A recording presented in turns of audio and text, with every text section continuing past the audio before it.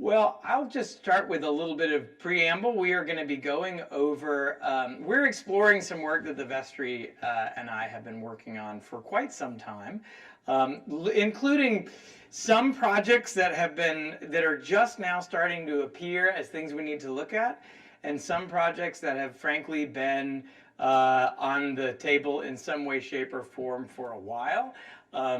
If we get just a few more people, don't be distressed. This was full at the earlier service, and I had heard a number of people say they wanted to be a part of it, and so I thought to offer a second around to just in case. And I think, let's see, is Audrey going to join us? She walked past. Okay, or are people trying to avoid it? The way, as we take on projects, any major project, it starts with a thing, and then before long you start noticing other things that you need to be looking at. But this is more than just there are projects that need to be done. I think we're just noticing where we are in a life cycle at Trinity Cathedral, both in terms of life cycle, capital L, capital C, because we've come out of a pandemic where we're sort of at a place of important transition and growth. Hi Joyce, come on in. We're also at a place where I think addressing that we both not only have to address a couple of important needs, we also have an opportunity to take on a few projects and ideas that I don't want us to miss the opportunity. So this is a chance for us to take a look at it. So I'm going to start by talking, we are casting a dream. This is not a case statement. This is not fully formed vision. We are still in a brainstorm process, one that's been going for a while. We're going to convene again in the fall,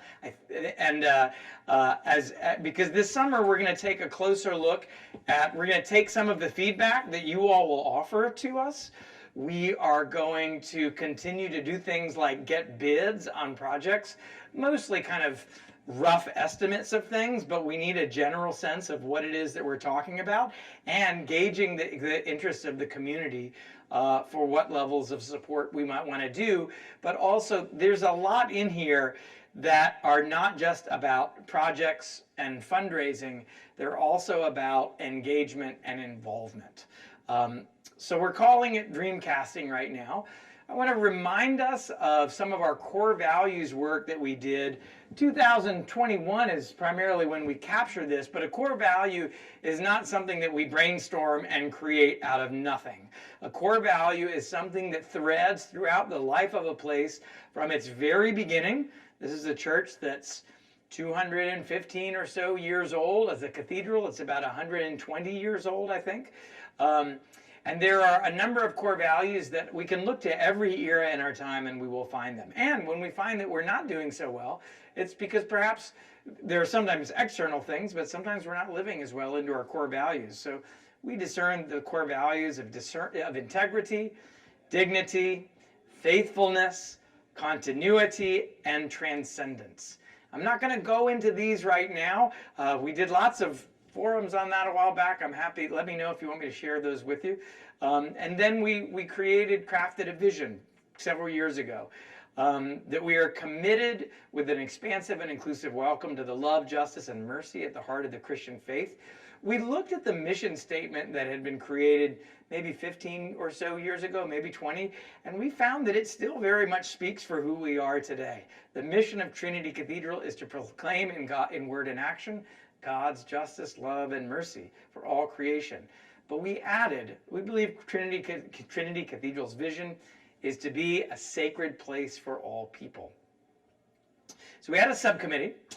All things of value have a subcommittee, meaning a committee of the vestry.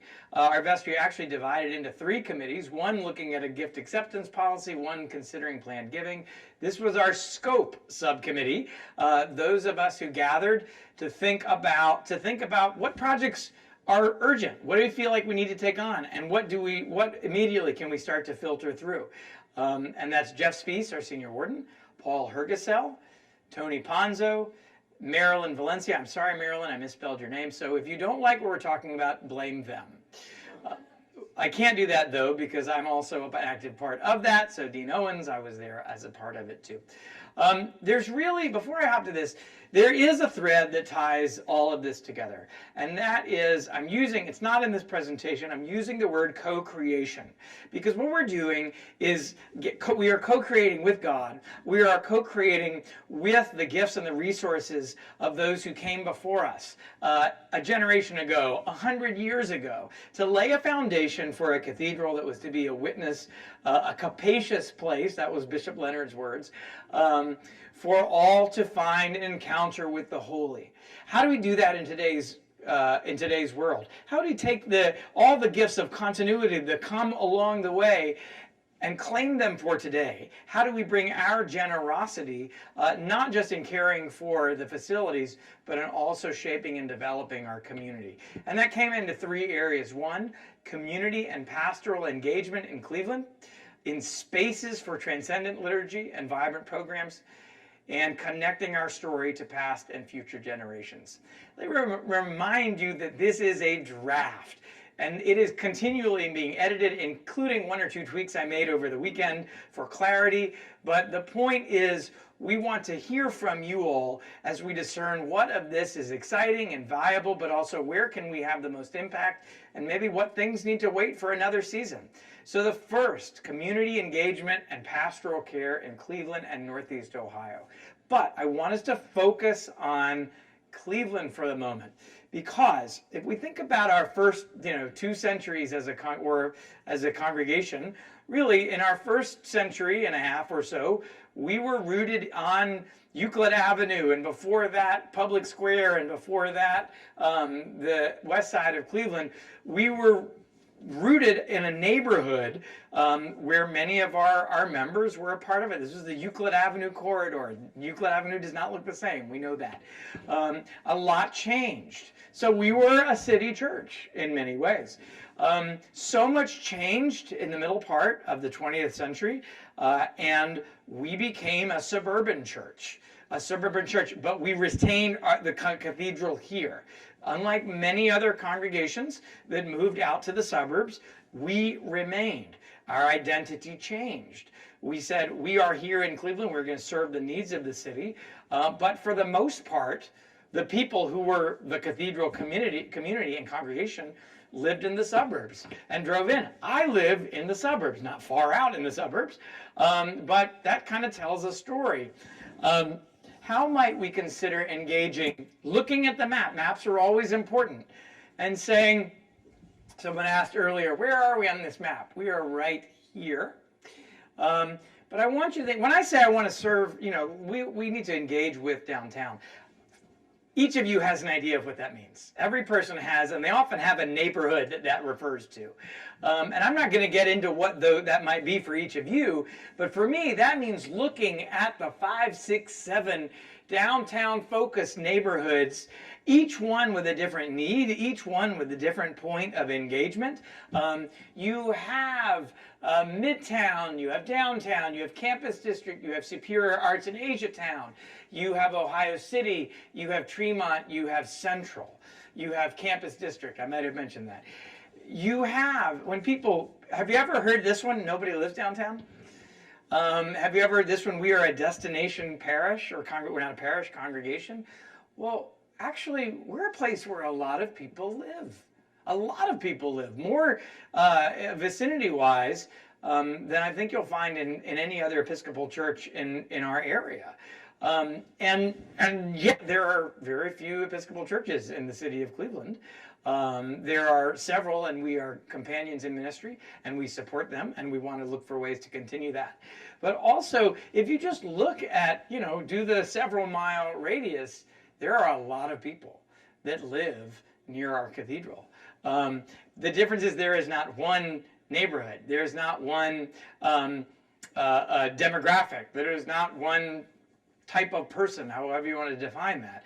And this would involve a multi-dimensional, multifaceted 3-year engagement campaign as we have a local focus, as we explore engagement and relationship building with downtown and vicinity neighborhoods. This means work of Invite, Welcome, Connect, It involves work of neighborhood partnerships, worship, art, and music. There are all of this threads in terms of how we worship, what our concerts are, what our events are. And as we go through this, by the way, I want you to be thinking about not only, hey, what's impossible and what's possible, but where do you feel you might want to get involved in? Because how much, this is a lot of stuff. How much of it we can accomplish has a lot to do with how much of our congregation gets actively involved, or if we say, hey, we want the staff to carry all this out. We can do a lot, but what we can do beyond that is exponential. And so I want to continue to encourage how you can get involved and support all the things that we're talking about. So that's going to mean, for some people, worshiping on a Sunday. Welcome, come in. That's going to involve worshiping on a Sunday.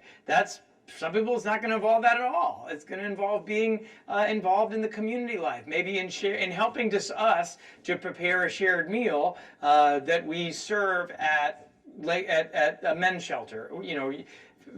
Many ways for us to think about how we engage. To me, the way we do it is if a greater number of people look at the cathedral and say, I am a part of that community. I mean, wouldn't it be wonderful if 20 households from every of the neighborhoods I just gave you in 2 or 3 years' time, in whatever way, looked at that and said, I'm a member of that community. Does that mean they come to worship? Maybe, yeah. Does it mean they come to an NA or AA or a support group? Yeah, or PFLAG. Does it mean that they're a part of a feeding ministry? Yeah. And believe it or not, that is not hard to do. I will say we have had a vast amount of folks who are connecting to Trinity for the first time over the last year. Many of them, some stick around, some don't, but a lot do. So we are at a period of the Spirit's moving. There is something expansive happening. And I want us to pay attention to that because there are great things that we can do. Okay, continuing with local things. Anybody recognize that guy? That is Mather Hall. That is the building as you walk out, turn to your right. This is a lovely building. I will not go into the history of it right now, other than that it is older than the cathedral itself. It has been empty for about 25 years. There have been a number of processes where we have tried to find a ministry purpose for it. None of them have come to fruition for various reasons. What we've talked about in our scope committee is not that we have an answer or a process, but that we need to get on with it. It is now time. Now that our bishop has been online for more than a year, she and I are starting to talk about it. We together need to develop a discernment process where we figure out what it takes. Is there a ministry purpose? Is there a North Star value-based purpose that drives us with that, and an opportunity that we have, both from a funding standpoint and from a ministry standpoint. And the other thing about this is this means we have to work very closely with Bishop Ann, very closely with the Diocese of Ohio. We learn through this and through Trinity Commons, another thing that for us to always be aware of is the relationship between Trinity and the diocese, which also means the dean and the bishop, are really essential. This has to be a healthy relationship in order for us to manage these very complex, knotty realities. And one of which is a significantly sized building that may have a wonderful community ministry purpose. We don't know. We're going to try to find it. But also a lot of financial realities that we have to be wise about. And so I call on you, the cathedral, to join me in support of a process with our bishop and with our diocese of figuring out how God might be calling us to think in terms of the highest and use of that space and that part of our campus, and in developing, frankly, a shared vision. I'd like us to consider, as a possibility, Trinity's feeding ministry. We have been doing a place at the table for 40 years now, almost 40 years. And that is a wonderful gift to the community. When it was created, the needs for feeding were different than they are now. How are they different? I actually can't say right now. I think that's what a process would help us to see. I do know at the time there were far fewer, if any, other options for someone to receive a meal in this neighborhood at that time. Homeless care has changed. It is not only homeless people who come to it. That's another thing to consider. And so this is a time for us to say, what is the greatest need? Where can we have the most impact? And can we move more towards ministry with rather than just ministry for? And I chose this stock photo intentionally because it's people preparing meals together. Side note, if you ever have, so we ministers, we always see like parish profiles when it's time for us to go looking for gigs. You've had them and you create them. There's always people like in the parish hall eating. And then, we do it on our website, on that. It always looks terrible. Why? Because it's the parish hall, the lighting is never good, and everybody is always doing this one. Right? Never a good photo. Never, ever, ever a good photo. In a way, we actually do the same thing with things like a place at the table, because the photos we take are always us serving them. And I realize what it is, and I realize the gift it is to serve, and that we're providing something important, but just that one ministry, that one perspective shift might help us. Now, we've been kind of informally wanting to have this conversation for a while, but it takes a lot of horsepower. It takes a lot of people and capacity to be willing to have this conversation. So this is partly lifting up as a way of saying, we know that feeding is an important part of our vocation. The question is, does that mean we continue what we've been doing for 40 years? Or do we do the work of considering other possibilities? So that's the first part, which is considering local ministry and engagement. Second part is looking at spaces for transcendent liturgy and vibrant programs. A bunch of things. I know things come to your mind. I'm going to toss them out there. I'm going to get to this stuff. Columbarium, stained glass, liturgical platform, cathedral hall, on. I'm going to get to all that. Okay, so let's talk about a liturgical platform, which we used to have. I think 4 years ago is when we were taking it down, putting it up, taking it down, putting it up. You can catch the corner of it in one of those pictures in the piazza. This is our space now, and it was functional. It had an altar rail. It basically raised up everything. Remember, this cathedral was not built with worship at the crossing in mind. Doesn't mean that there's anything wrong about doing that. It just means that's not how they thought of it. They didn't think about sight lines. There was a bunch of pews there, you were looking at the back of people's heads. You didn't have to see what they look like. So I don't know how long that was there, 25 years ago a platform was built. And it resembled a little bit more of a stage, which is a particular presence. It was also a bit of a death trap. It had reached the end of its useful life, meaning a lot of the things were starting to come apart. Nobody ever fell, but it was always like, as people with limited mobility were climbing those stairs, we were, tapping our rosary beads just a little bit, making sure everything was okay. And so we took it down, and for a number of reasons, we didn't put it back together again. One of them was it was not functional in that sense. It was beginning to decline, and taking it down took 2 days of labor for our steward crew, and putting it back up was the same thing. And we wanted to see what this looked like. This is part of the architectural, the beauty of the space. We usually worship with this elevated just a little bit. I will say this elevator breaks a lot and is very expensive. And so we want to use that as little as possible, but it's still pretty essential to us. I want you to consider what this might look like. We do also realize that as beautiful as the space is, it often feels like something is missing.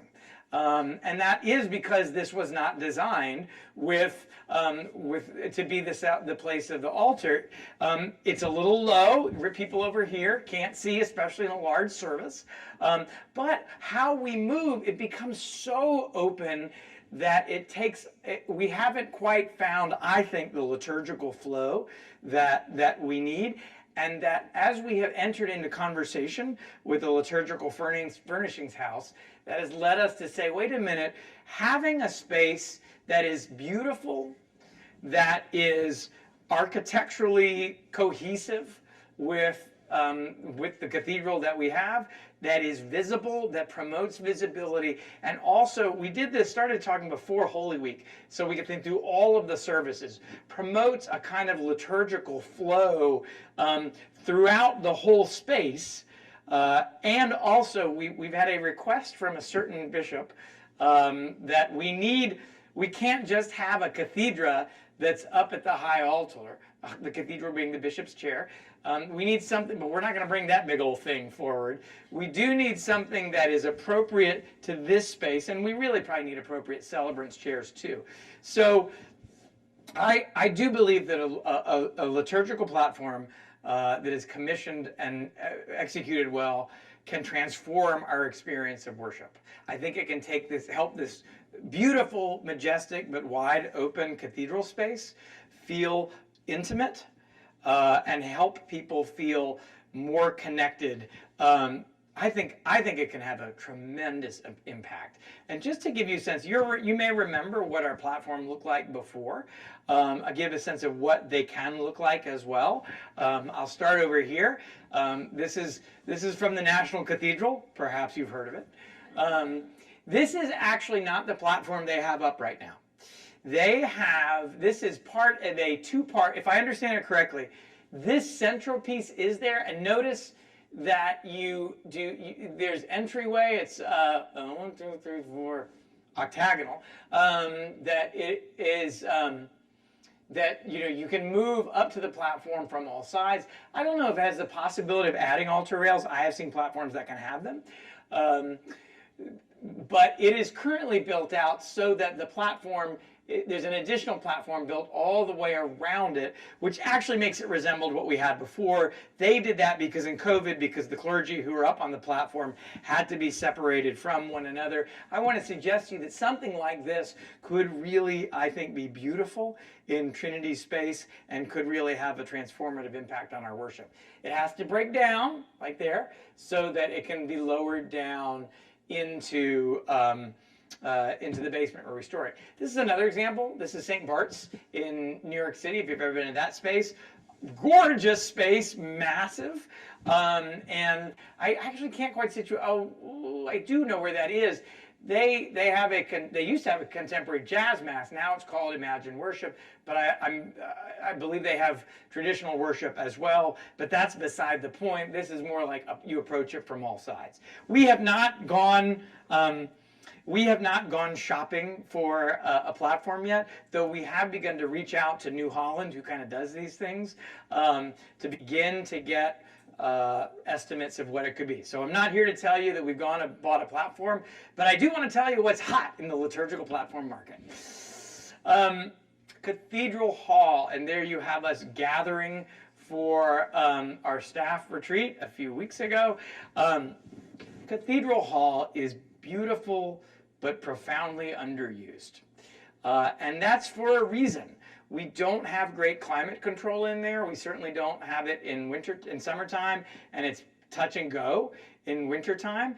A lot of our fixtures and paint is a little long in the tooth and needs to be reconsidered. I don't think we can change the footprint of that space without megabucks, but I do believe that there may be, with greater AV, we really can't do much audio-visual. We really are lacking a space. I did this presentation in here twice, rather than doing it once in there, partly to catch people after that later service, but also because I think the AV is better. It's better to talk, makes for better communication. It's like a great hall in Hogwarts, but we don't ever go to it. Isn't that funny? It's the beautiful living room that we never got to go to in my house. It wasn't that beautiful, actually, but we never went. And one thing I want you to think about. So it was really hot in the cathedral today, right? Anybody else notice that? All right. So let's make a deal. Whoever wins the Powerball first, come and talk to me, and we will talk about air conditioning in the cathedral. I don't think we're there. It's not every Sunday, you know. But one possibility might be we better climate control Cathedral Hall and then have summer worship in there. Just a possibility. Can we make this available for concerts of a smaller nature? Can we think about, can we have our sacred space folks come in and really walk through it and think about things that could be really strengthen it from a programmatic standpoint? Can we put a labyrinth in the floor so that it's a place of pilgrimage as well? Can we improve our furniture? Make the tables smaller so that there's more space to get around. So basically, it's a space that hasn't had a lot of love in a while. But I think if we really think about what's possible, we can discover that that is a really wonderful space for us and for our diocese. So we want year-round programming, worshiping, and gathering. Okay, chapter room. Chapter room, has anybody here has not been in the chapter room? Make sure you stop by, but make sure you tell somebody you're going so we don't forget about you when you get locked in. The chapter room is just off of the piazza, the main hallway. This is a very special place to us. It is where our vestry and chapter 100 years ago gathered and talked about the cathedral. If you go in, it's where our portraits of bishops, diocesan bishops, are all around us. I didn't play with the light. It's really dark in there. It is really dark in there. Again, it is beautiful wood paneling. We're not going to do much with the footprint of the room, probably, but with lighting and furniture and better programming, we think about this as a better gathering space. It's a library that we have not given much attention to the books in the library in a good long time. That needs some work. We have over here, you have little mementos of the cathedral. I think they've been the same mementos for many, many, many, many years. What if we rotated mementos out and so it became an exhibit that changed every once in a while? I know those same 7 people who were kneeling at the rail 100 years ago, we like looking at the back of their heads, but we could try something else if we really wanted to adventure. But the other reality is, I'm going to talk about how all these liturgical spaces tell a story. And the chapter room does and should tell a story of our episcopal identity. It should be an expression of our bishop's ministry, and that is important. And maybe part of that story is this becomes a beautiful old school library with really functional AV, better lighting, lots of things. There's a little harpsichord over here things, we find locations for things elsewhere. And over here there's like a coat rack. It's become the room of requirement. But it tells a story. What story does it tell? And one of those stories right now is, the College of Bishops are not in any way reflective of the diversity that we believe we are called to in the Diocese of Ohio. And the other thing, we don't even have space for Bishop Hollingsworth. Like if we weren't making any changes and we had the bishop portrait for Mark Hollingsworth, we have nowhere to put it, because we've simply used up all the space. So that's just normal. So, and I've talked, Bishop Ann and I have begun chatting about this. It may be time to break open our approach to portraiture. There is only, Bishop, your portrait is elsewhere in the space, which is really good. But, that we have a portrait for you, but we need pictures of Bishop Ann. We need pictures portraiture that tells a deeper story than this. While also just the functional piece of, we got nowhere else to put Bishop Mark. So this is a great opportunity for us from a design standpoint, from a program standpoint, say, well, how can we get more out of that space? Quiet, usable, historical feel, modern functionality. Many of you know that we have stained glass. How about that? I'm going to take a sip of water. that is past the century mark. And stained glass is heavy, and gravity is real.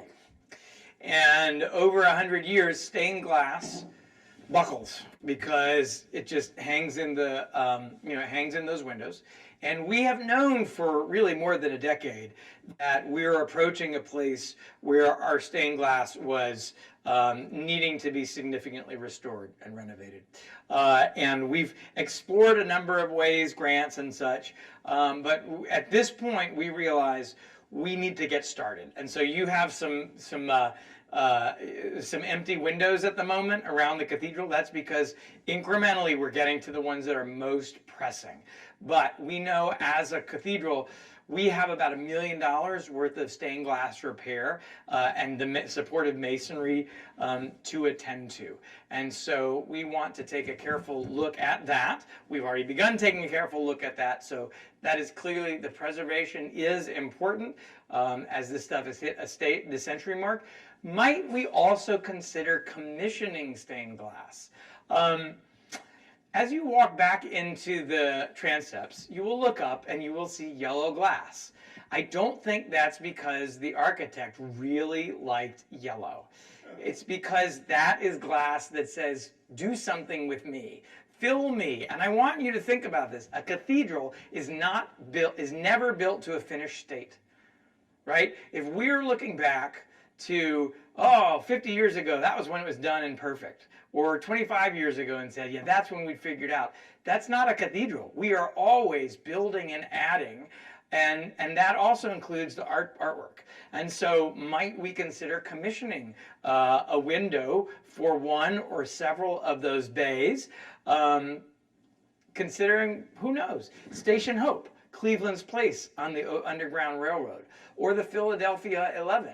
Trinity doesn't really have a relationship, but Christchurch Oberlin does. Our diocese has a relationship there, or a celebration of creation. Now, a stained glass window with the Cuyahoga River on fire would make for a great window, but probably not what we want to lead with. But we could at least have, maybe something that started the environmental movement. That might well be something for us to consider. So I leave that with you. Access to the columbarium. We do not, there is no assisted access to the columbarium, which is down a pretty tough set of stairs. And there's not a lot of options. We don't really have an elevator bay.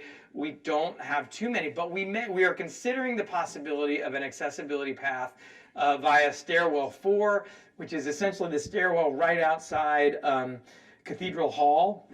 Kind of had to, I think you might have to get behind some locked doors to get to it. That may give us enough access for an assistance chair of some kind that moves us down, would move someone down, and then we can maybe knock out a wall or two, not support it, not a load bearing, to then get someone to the columbarium so that we make that accessible to all people. That also might mean looking at some unused space that we haven't touched in a while. I know there was a room that was Com Arts. It was a community arts center, and it was also, I think, a coffee shop or something at some point. So that if we kind of basically renovate through it, we got to renovate it too, and that may could potentially become program space. We're looking at improvement to everyday spaces. Sound in the choir room we know is a problem. That's something we want to look at. Trinity Commons, audiovisual. This is a nice room. This is a new setup. This is good, but generally the setup is actually about 25 years old. The way we're managing the carpets right now is just please don't look down. Don't look down. Don't do it. Don't do it. They are, things need changeover, and then some bigger things, life cycle updates of the commons, geothermal and heat pumps, audit the campus for energy efficiency and opportunities, are also things we're looking at. I want us to talk for a moment about vestments. Vestments are, I talked about both the chapter room as telling our story, also looking at our liturgical platform. Well, vestments also tell our story. They tell a story. It's as much of a part of the drama and the liturgy and the art of the cathedral as the stained glass windows. We are telling, it is a visual part of the feast, of the story that we are telling. And I think as a cathedral, we want everything we do to tell that story. And I think what we do is every 10 years or so, we take a look. We don't replace everything, but we do take a look at what we have. Does it meet our needs today? Has it become a little bit dated? Was it built of a quality that is continuing to last? Our sacristy is full to bursting with vestments, most of which were donated to us probably when priests retired or passed away. We do also have some things that have been collected throughout the years, but we only have one white, our principal feast day, we only have one set, and it is very much tattered and torn.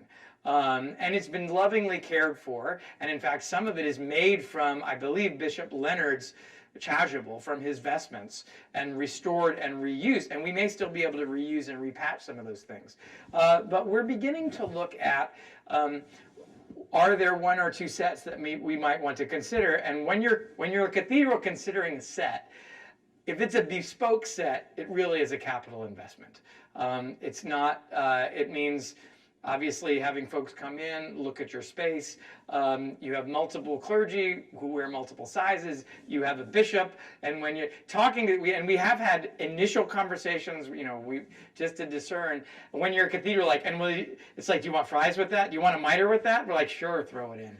But in reality, this is something we do with Bishop Ann too, because we are the see of the Bishop of Ohio, and so she needs to be a part of that conversation as well. So it means commission them and purchase them. Maybe some things don't need to be bespoke. And again, we're not talking about wholesale replacement, but we do want to stop the pattern of each time a new dean comes in, they say, I don't like what you had, we're going to go in a new direction. That's a pain in the butt, isn't it?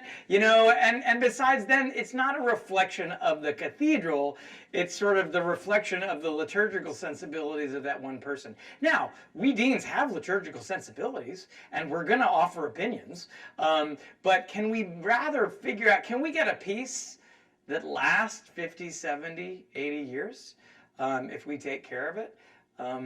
That's different, and then we continue on, layer those in as the years go by. So that's just living into, I think, our vocation as a cathedral. But I think we've never quite figured out how to do that. So that means Eucharistic vestments, but it also means, I'm going to start with the choir. We need to look at choir vestments. That may not be a capital purchase. We may be able to take care of this before we get to that. The choir robes are 30 years old. And I like that because I can smell them coming anytime. Like the choir's never going to get a jump on me.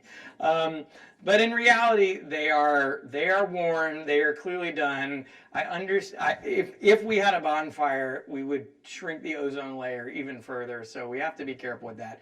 It's a way of telling the story. It's also a way of offering gratitude to our choir and saying, we thank you and we want to take care of you.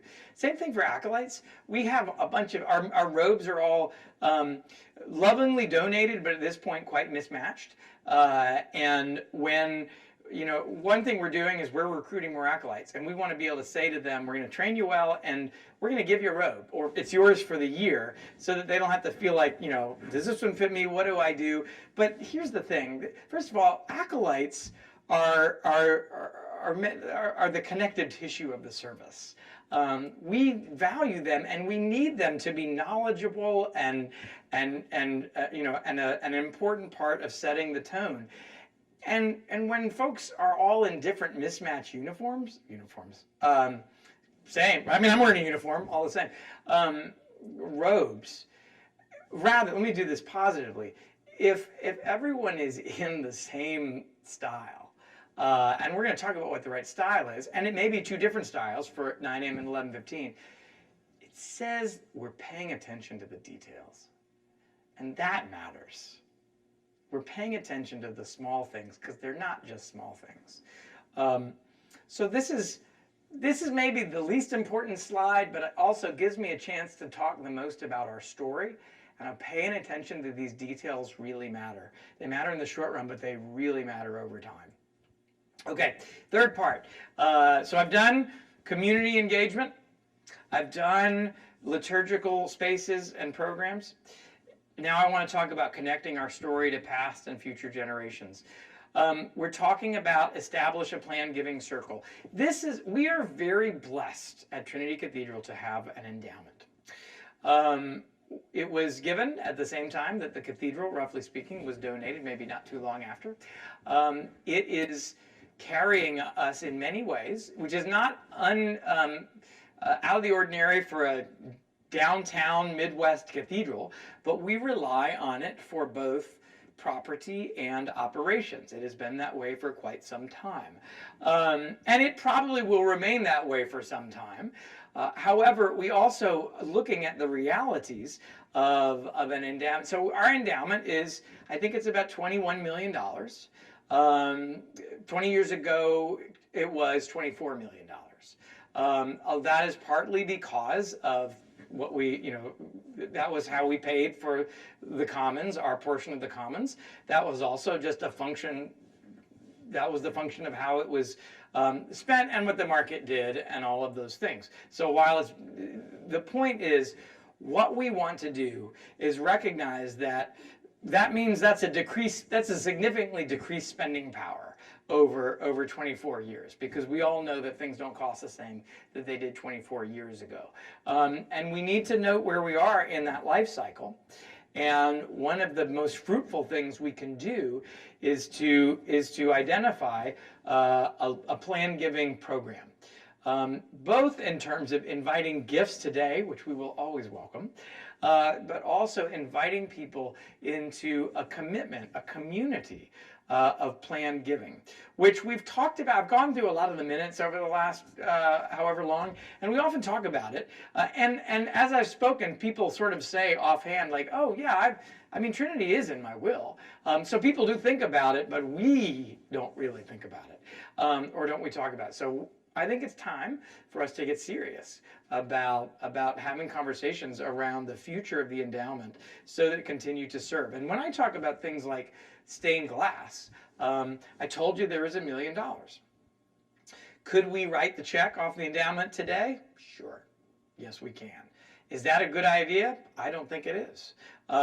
Because one, we know that diminishes its future capacity. But it also, we miss an opportunity for us to bring our gifts alongside those who planted the seeds for this congregation. If I want to support a window or a piece of masonry, if you just really like masonry and that's what you want to do, then I'm lending my generosity in just the same way that the people who build this cathedral was. And that it becomes that much more a place that I have co-created with God and with the people that came behind. And I think we really need that. I think we really need to claim this as our congregation and our responsibility to be stewards of that place. So do you see how all of this is connecting one to another, all of these pieces? So we want to create a culture of generative philanthropy and invite gift commitments, current, capital, and legacy. And then finally, I want to talk about history. I think we have a curious history. Let me talk about where in my last church, I could find out, I knew stories of things that happened in the 40s and the 50s. I knew he was here. I had pictures. I could talk to folks who could remember their parents doing this, that, or the other. I can't do that at Trinity. I don't know who is here. Bishop, you probably know a few people, but for the most part, we had a significant change in the last century. As many churches went to the suburbs and we remained here, which is an important part of our story. It's an important part of our ministry and our mission, but that also means that a lot of our congregation kind of went elsewhere. I don't know the story of a lot of that. Some stayed, some moved on, but a lot of kind of new people re-entered the life. But there's kind of a break. What was that like? Was that painful? I would think that would be absolutely painful. I cannot imagine that. But by getting down to the base of the stories, we learn about people. Now, there is a book, a hardback bound book called Trinity, I think it's Trinity Cathedral through the first 150 years.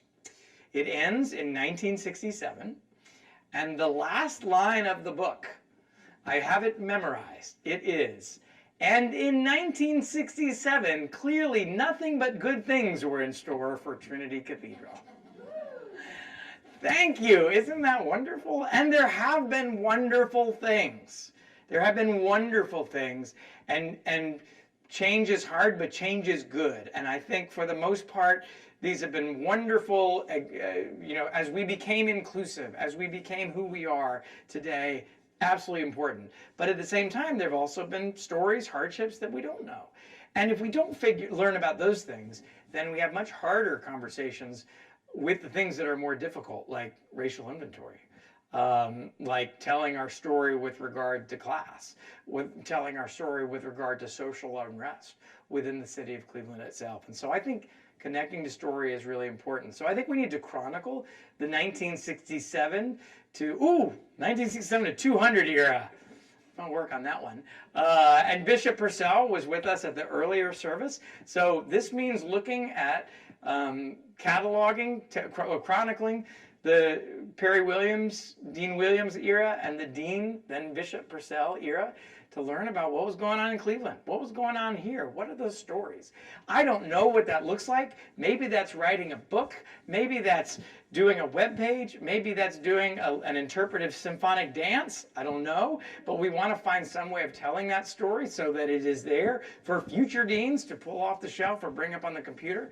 I think it is a good time for us to be collecting materials from the 2000 to 2025 era. I don't think it's time to start telling, to really doing a history of what happened, because in church life, that's all very recent. You don't need to know what I was thinking last Tuesday. Let's give it a few years and see if it pans out. But at the same time, it is perfectly appropriate to be capturing sermons, articles. You know something that Dean Lynn preached in 2012. Let's get a hold of that and put it aside as something that's really vital. If one of our vestry folks makes a presentation that really just captures who we are today, or if there's an annual report thing that I write that really we think captures an important part, we put it in the proverbial shoebox, so that when it is time to do this history, we can hand it off to that shoebox. And I can also say this means having conversations, living history conversations while we can have them. So really, history waits for, time is of the essence to have some really important conversations about what was it like being the congregation of Trinity. I get this when I do funerals, like for Chris Branch. But I was just sitting there thinking, there is so much I'm learning that I hadn't heard before as I heard her family talk. And I wish I had the camera rolling. So I think it's time to roll the camera, so to speak. And so that we're going to continue work. We're going to continue doing Trinity Commons discernment with Bishop Jolly. We are learning throughout the years. The Commons has demanded a certain focus that this is a whole institution in and of itself, that to manage, to solve, figure out how we best use the Commons, how we manage Mather and come to resolution on that, how we grow the congregation, how we serve as a cathedral. These are a lot of interlocking parts. And there's a real complexity to that we just need to know about. Now, they're good or bad, it's just there. We want to continue strengthening the pastoral community of Trinity congregation. That is a long way of saying we want it to feel like church. Yes, it's a cathedral. Yes, it's special.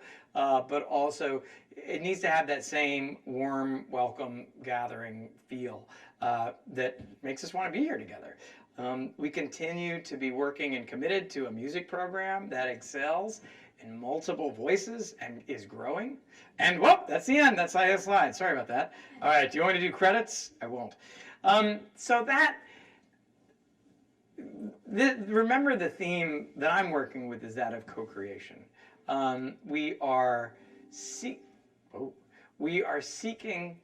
not just to fix a thing or even start a thing, but rather look at where we are in our life cycle. Someone asked, so are we doing? Are we growing? And the answer is yes. In post-pandemic, we grow in a different way, but we're growing in a steady way, about 10 or even 15% a year for the last few years. And I think we have a long way to go. I think that as we continue to welcome new people, returning people, as we continue to see people get more and more involved in the life of this place, as we do hopeful things, and there's a lot of hopeful things that are before us, I think we're going to continue to see really good things take root. So I thank you. I'd love any questions that you might have. This will be up in a few days on our website. You'll get the slideshow. You'll get the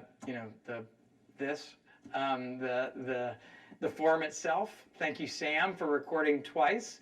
And you can edit out all the profanity since you have two that you can slide together. That's good. Good. So, any questions or thoughts?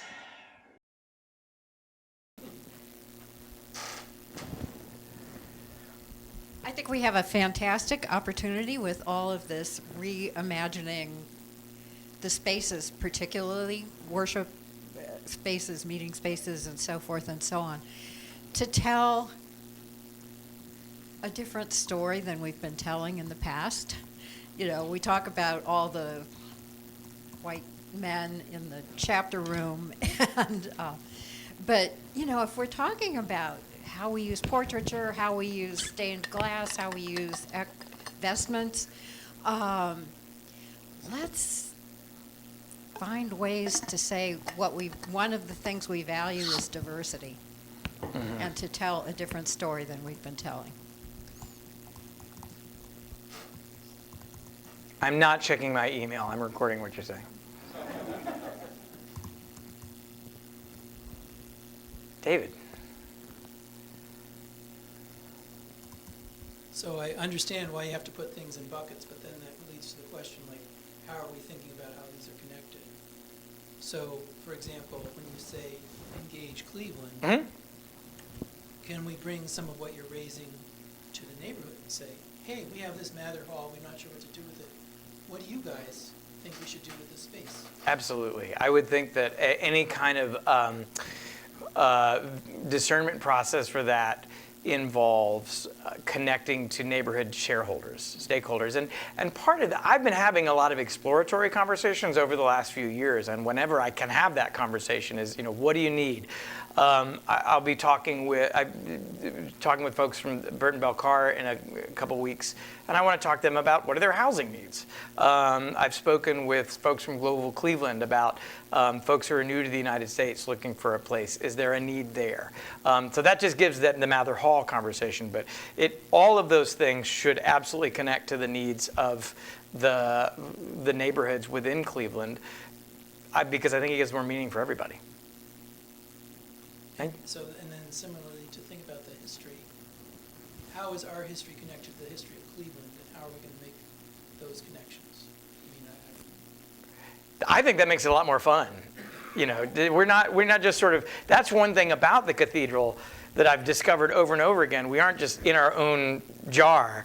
We very much thread into the history, yes, of the diocese, but also of Cleveland. Whitney. I'm curious about the size of the congregation. I've been sort of studying it for about the last 2 decades. Is it stable? Is it growing? Is it shrinking? I don't think you addressed that. Just in. It's growing steadily post-pandemic. Yeah, I would say the numbers in the last couple years, I think last year we grew by about 15%, and the year before that maybe by 10%. I would say we are growing at a steady and healthy pace. I want you to hear this though.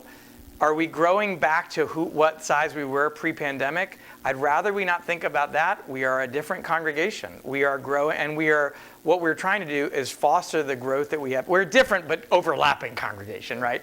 I want us to foster that growth where we are now and build in things that are healthy. And I believe we will continue to grow at a steady, solid pace for a long time, the more we get involved with some of these things.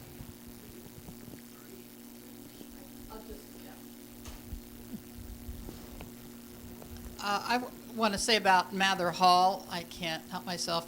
It's an economic question, it's a subsidy question, it's not a use question. So how much is Trinity willing to subsidize, in the diocese, to subsidize the reuse of Mather for a ministerial purpose of mission? Thank you.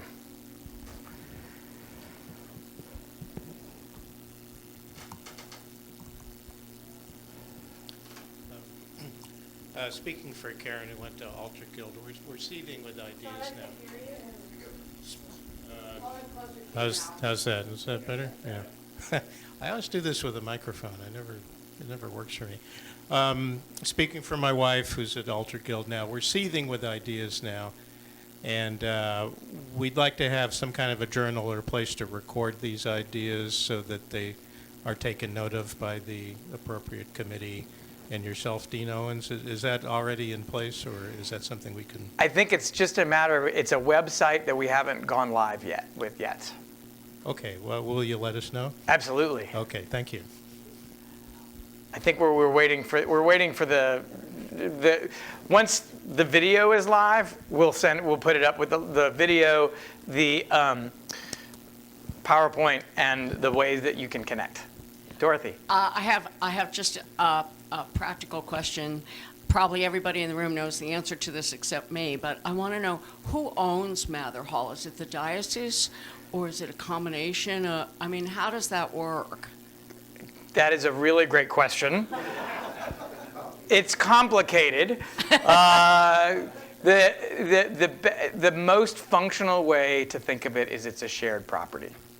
I mean, I think ultimately, yes, it is the diocese in terms of held in trust, but for all practical purposes, we regard it as a shared initiative or a shared property. And where are the costs located on the budget? Where are the costs for Mather Hall? Paul, how would you answer that question? How are the costs for Mather Hall located? Right now, they're still shared.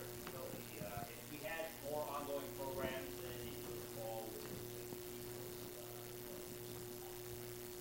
Right. Gail, and then Evie. I would like to see us, can you hear? I would like to see us get more involved in the environmental work. The National Creation Care Organization are wonderful. They're doing all kinds of environmental projects. And creationcare.org, the Episcopal Church, if anyone's interested in, there's so many things. So I would like to see us get more involved with honoring the earth and the environmental movement. Thank you. Evie, Would you please go back to the slide that is the map that you stole? And borrowed. and I may have missed this, but would you point out where we are? Where the cathedral is?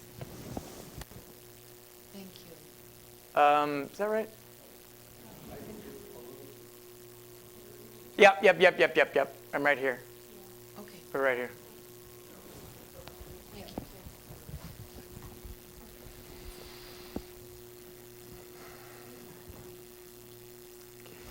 Bishop Aretha, and then Bishop Purcell. Okay, I just would like for us to not lose things that we've had in the past that have worked and not just look at them as history, but perhaps incorporating some of what was done in what we're doing now, because there were many programs that were started, and especially with a place at the table, and they were totally discontinued.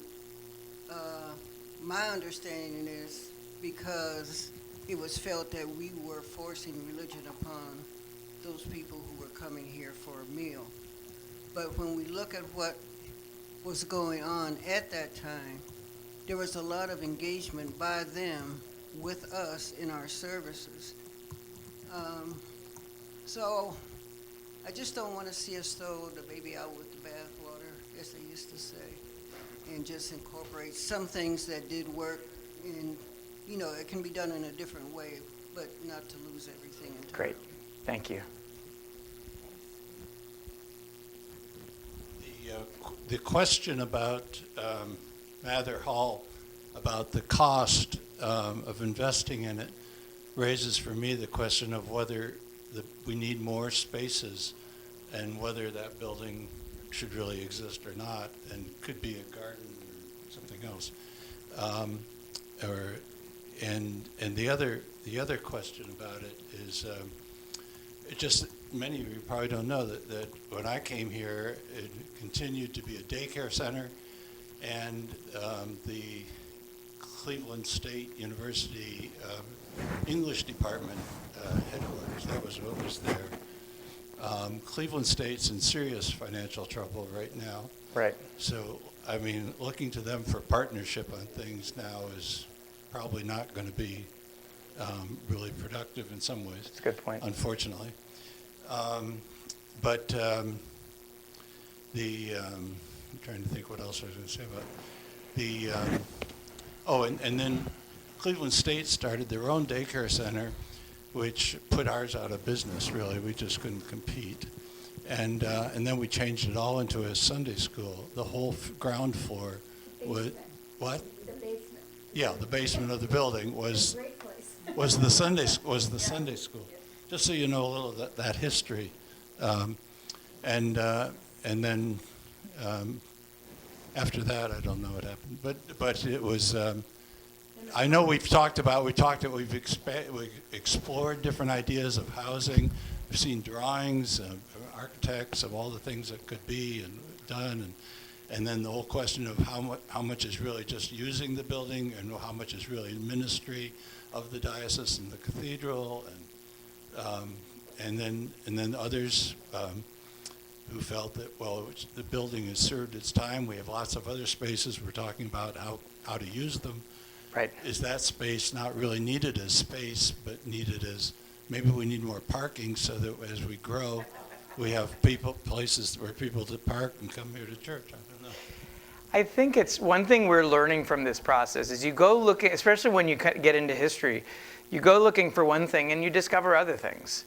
And one thing that I am learning is the creation of the commons meant a certain complexity of focus that I think probably, as Bill kind of just hinted, that meant our focus on Mather may have changed. Or our focus, on all the things, whether it's congregational life, whether it's civic things. And so, again, we're not talking about goods or bads. We're saying I think it's helpful at this moment to honor and look at, what having a space like this requires of us. As well as what the opportunities are. And I would hope that we can find a way of moving forward that really helps us to live into those opportunities while also looking carefully at what does that mean? How do we focus? How do we focus on Mather pretty intently for a few years while also recognizing that the commons are an important part of our life, all of this in close relationship with our bishop, in order to move things through. Did I say something? No, it's time. It's church time. People are leaving. I can probably hang for an extra 30 seconds. Anyway, I want to thank you all very much. These are great questions, and I'm really excited. Thank you all.